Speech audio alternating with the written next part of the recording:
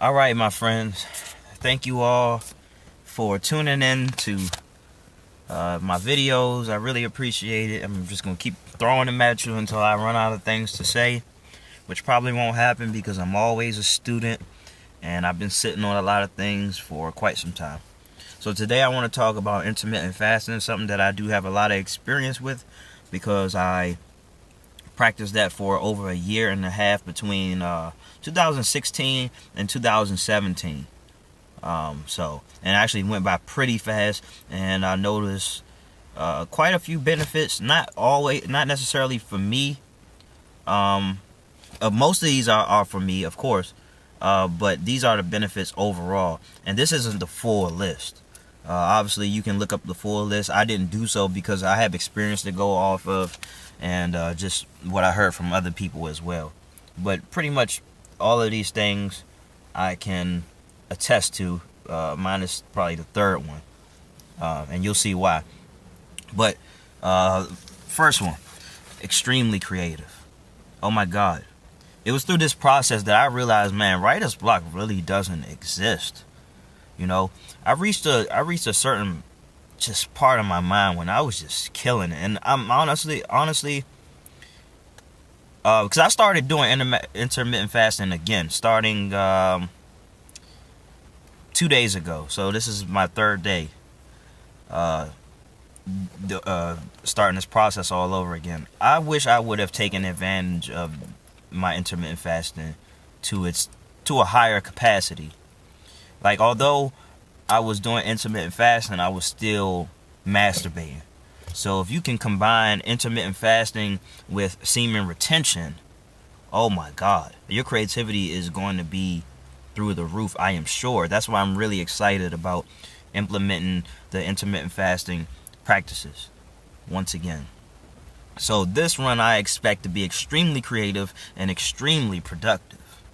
Okay? So I feel like I was taking some of the creativity that I was getting from the intermittent fasting by constantly masturbating, which is actually scary to me, man, because I was really knocking shit out.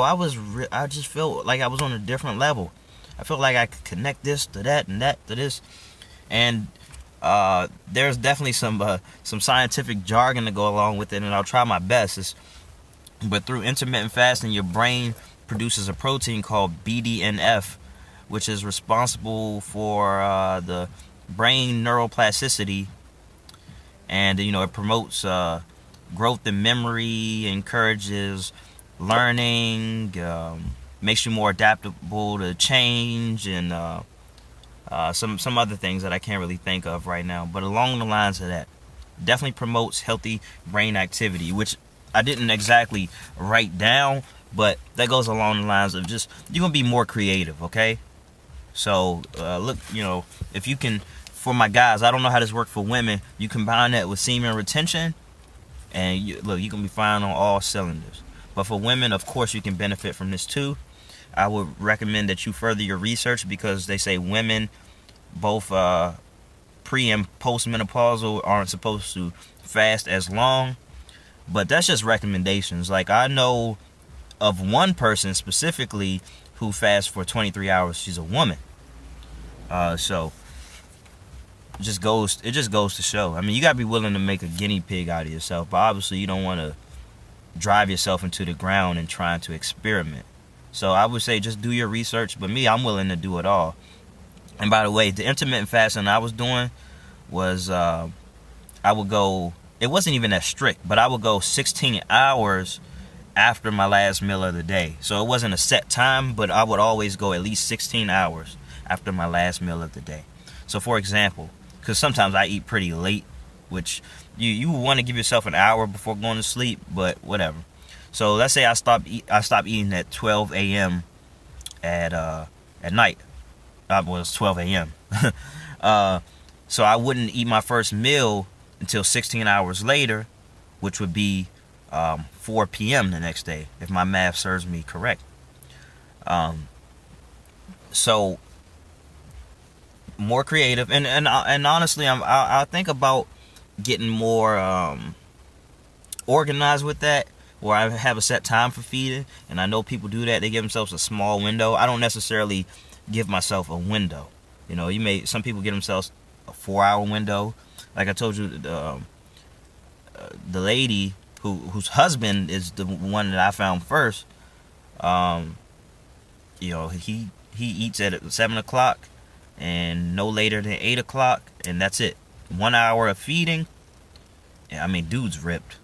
Dude's extremely ripped, also.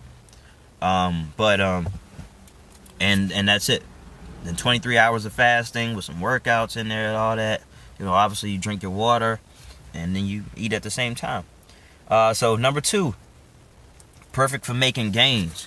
It's because you increase your testosterone levels. That's pretty plain and simple. And you obviously want to take advantage of that by exercising, doing some resistance training. Now also, when you produce more testosterone and HGH, it has anti-aging properties. Look at me. Look at that. I'm almost 28 years old, and people ask me what grade I'm in. Not really. I'm a couple years removed from people asking me what grade I'm in. But I look fairly young, and it's not all because I'm black. In fact, when I think about it, when I was in high school, I think I was practicing intermittent fasting. I just didn't know it because I just didn't eat that shitty ass school lunch. Now, I sometimes did eat hot fries, which isn't better at all. But a lot of times I didn't eat school lunch and just did dumb shit during lunch, like walk around the school, which is weird, but whatever. I did that and wouldn't eat until after school. And so my intermittent fasting, like the window between my last meal of the day and when I would eat my first meal of the day, the next day, my breakfast, when I break my fast, would be over 16 hours. I mean, probably pushing maybe 18, 20 hours or so. So that was very common. But yeah, it's perfect for making gains. And I didn't take advantage of that either, really. I did work out, but not nearly as much as I would want to. Like I worked out a lot more after I was, when I wasn't doing intermittent fasting. And so I'll be back on that as well, the exercising part. And number 3, like I said, I didn't necessarily benefit from this one, but it's perfect for gaining weight. Because obviously, when you're hungry and your stomach, like, all right, where that food at that you're supposed to give us around this time, it's just going to start burning. It's going to start burning the fat, which is really good for you. You fuel up on water, and then when it's time to eat, you make sure that you eat the right stuff. You make sure you're not, missing out on your vitamins, your key vitamins and minerals and all that. You take care of that. This isn't about starvation. I think that's what a lot of people think when they think of intermittent fasting is starvation, but that's just very far from the truth. Because of the many benefits that we have from this, you understand that this is a necessary process. It's not to punish you.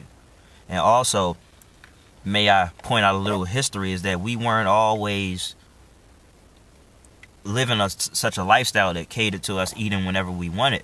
We would hunt by day and we would feast by night. Okay? That's how we're supposed to be. Okay, but obviously we got this on-demand ass lifestyle. It's gluttonous, it's greedy. Food smell bomber than the motherfucker. You can smell the shit when your windows rolled up driving down. You can smell fucking donuts, fried chicken, whatever it is. I know. But so it's perfect for losing weight. People use intermittent fasting to get away with eating junk food and things like that. Hey, by all means, go ahead. I don't care. I'm not going to do it. I'm actually cutting back on junk food and all that. But it's perfect for that. It's perfect for restoring tissues and boosting your immune system. When your body's not focused on digesting food, it starts working on other things. Okay, so it works towards healing you. And I feel like this is probably through this process is why you don't need as much sleep when you have high testosterone levels. Now, obviously, I don't know, when you throw working out into it, it would require for you to sleep a little bit more, I would say. But the high levels of testosterone, I think, especially when you couple it with cold showers and things like that. It speeds up the healing process. And part of the reason, part of the biggest benefits, one of the biggest benefits of sleeping is that you get to heal. But if you have nothing to heal, then your body won't require as much sleep. So if you hear about people who sleep for, 4 hours, 4.5 hours, and they're perfectly fine, that's 3 full sleep cycles, 4.5 hours. That's probably why, you know. And it could be a multitude of reasons, but don't be surprised, okay? Not everyone needs 8 hours, and that's for a reason, or 7.5 hours, or what have you. So yeah, and your body detoxes. You go through this detox process. It's all good for you. Helps get all the toxins out. Helps you move your bowels and things like that. Especially if you're working out in the morning, gets it out of you. You keep flushing with water. It keeps you nice and clean. It's going to prevent a lot of diseases, and one of those is a heart disease.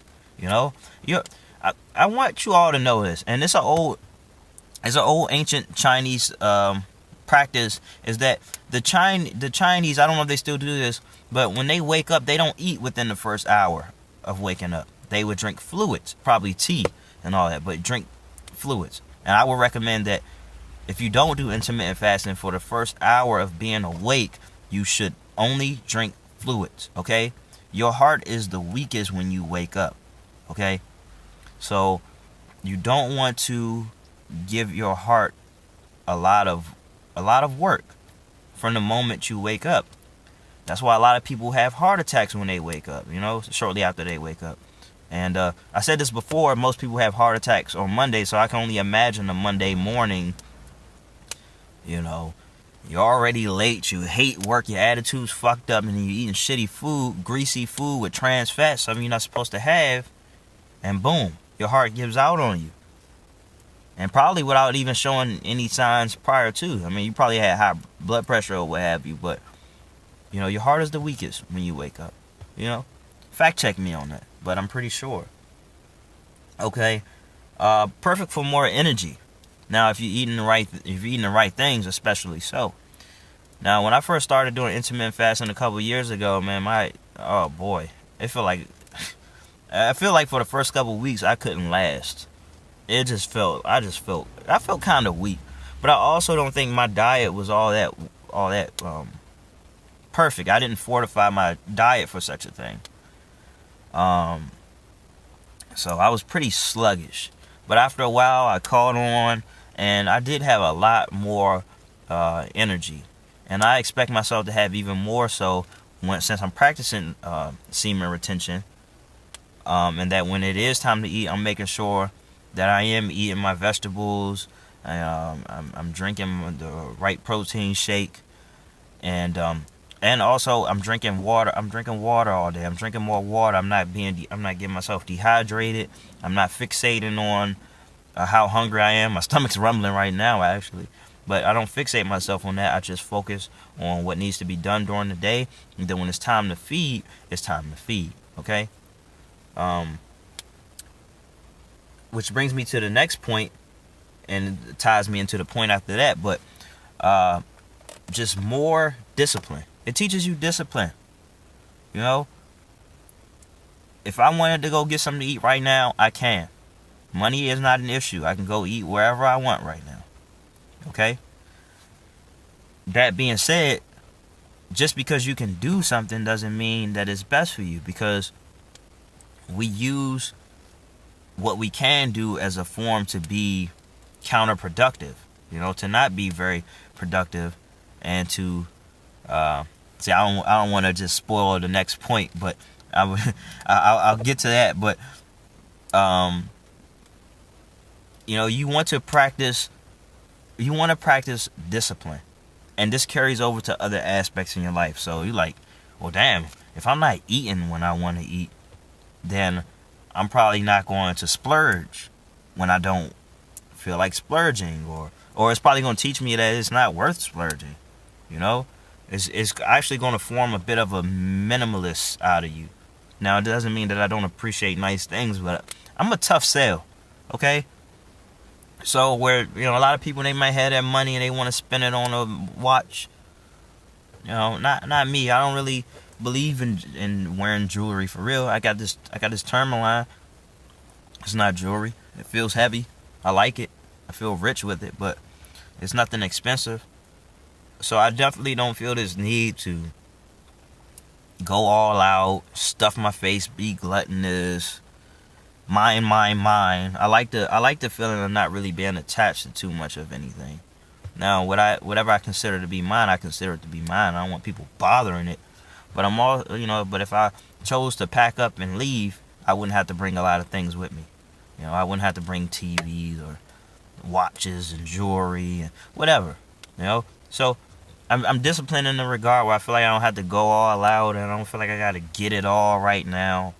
Whatever. This is my life. This is my lifestyle. This is what I appreciate.